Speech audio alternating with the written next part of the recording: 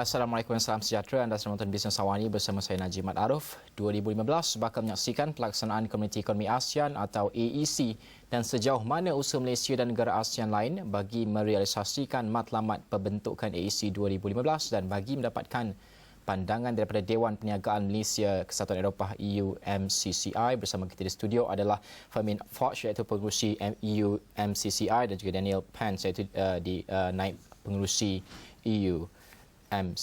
Thank you so much, gentlemen, for joining us at this time. Now, first of all, I want to talk about the event that will be held this coming future, right? About the ASEAN, towards ASEAN Economic Community and beyond. Maybe you can explain about the event a little bit.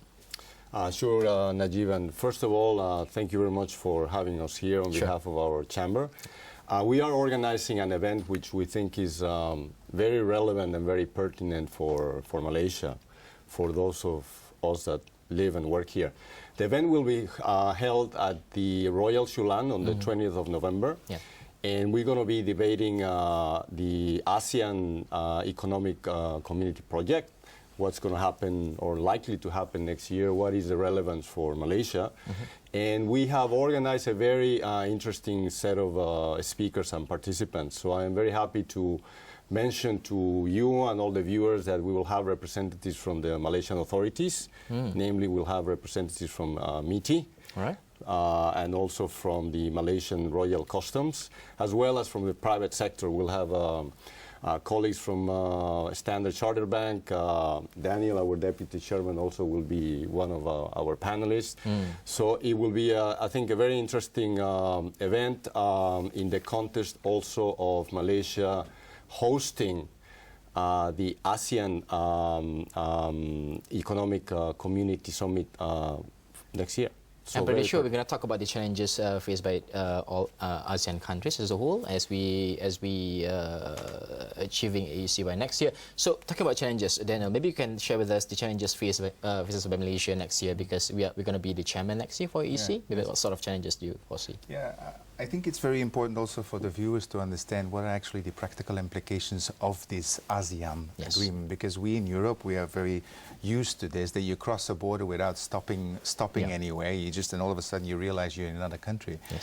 It's a very uncommon concept if you're not used to it. So that's the ambition of ASEAN, and that basically means that goods, services, capital, and skilled labor, as per the definition, is going to transfer borders without any stoppage. So you got to make sure that when some products are transferred from one country to another country, that those products are understood in the same way, that people describe the goods in the same way, and that they are treated in a similar way in terms of classification. That is an enormous challenge, because you could have, for example, you could have a bicycle. In one country they describe it as a means of transport. In another country they describe it as a two-wheeled vehicle. Okay, and so there's an example. Now, if you want to make sure that both sides understand the same thing, you need a harmonized system, and that is a very big challenge. Now, already back in 1995, there was this system called the ASEAN Harmonized Tariff Nomenclatura, but even today, still Malaysia is applying two nomenclaturas, one for the ASEAN region and one for the rest of the world. That creates a lot of challenges at the borders. To give you an idea, Malaysia is bringing in about 340 million tons of cargo every year through its seaports. That's all kind of things, okay? Roughly about 20 million TEUs of cargo. Now, it is important that all this cargo is described and understood where it's coming from, and that it can freely flow within the ASEAN region. And let's say when it goes through Malaysia into Thailand, that it is recognized as being transferred, and that is recognized in Thailand in the similar description as it entered in Malaysia. Now, that is, as I said, quite a challenge, and today still not every country within the ASEAN region recognizes the same product in the same way. And therefore, I think what would be useful is some kind of a body of arbitration, that whenever there is a dispute, that there could be a central arbitration. I want to ask you about the effort put in place to achieve those targets, and also want to ask about what can we learn from EU, right? But we're going to take a short break. We're going to talk about that after this. Bisnes Awani berteriak seketika kembali selepas ini.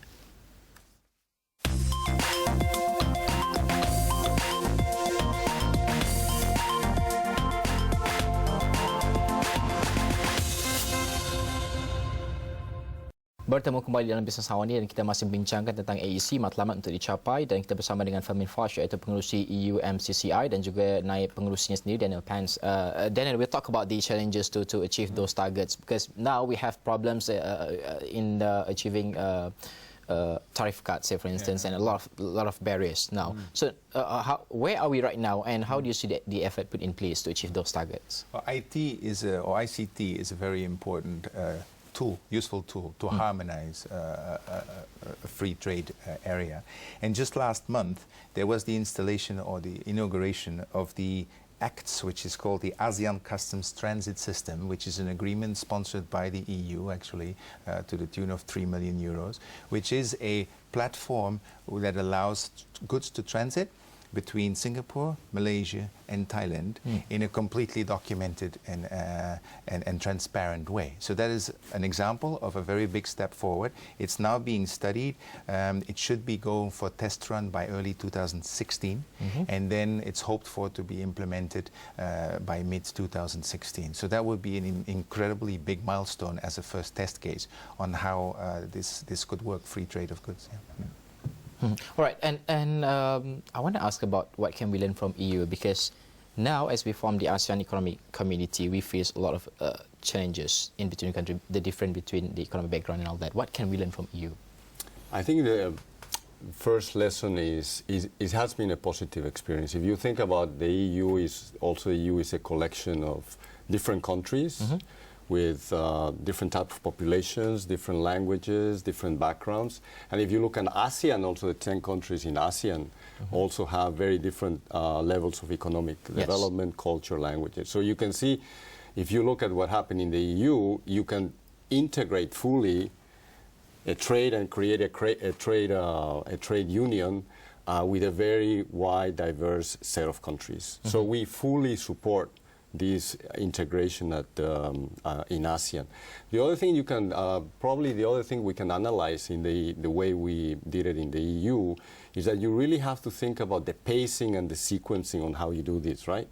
Because if you look at the levels of integration, you can integrate trade, right, goods and services, which that's in the plans of ASEAN. In fact, next year the plan is basically to achieve the removal of all tariffs and to create a single production base. The vision for ASEAN is by 2020 is basically to achieve the full integration, including financial integration.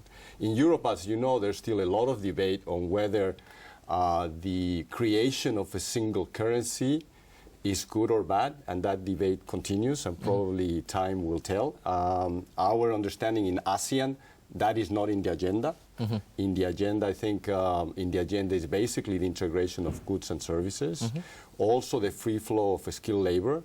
And as Daniel was mentioning, that is a very important factor, because in Europe today, you can have free movement of labor across all the countries.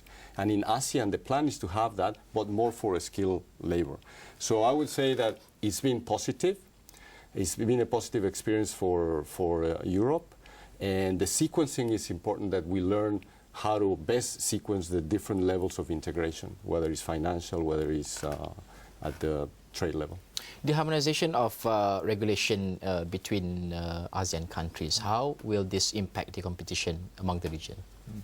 Well, harmonized environment means that there's more players on the market, and more players on the market is always good for the consumer, right? It always makes the consumer happy. It forces a company to be more efficient, to do the same thing in a more efficient way at lower cost. So ultimately, the benefactor of this will be the consumer. There's no doubt about that, and it will stimulate growth as well, because it stimulates innovation. Innovation leads to new ideas, to growing the economy. So Europe is a living proof of that. So it will help the economy grow further. Okay, all right. We left 1 minute, so we're going to talk about the event in a bit. How can people out there join the event? Where should they go? It's very simple.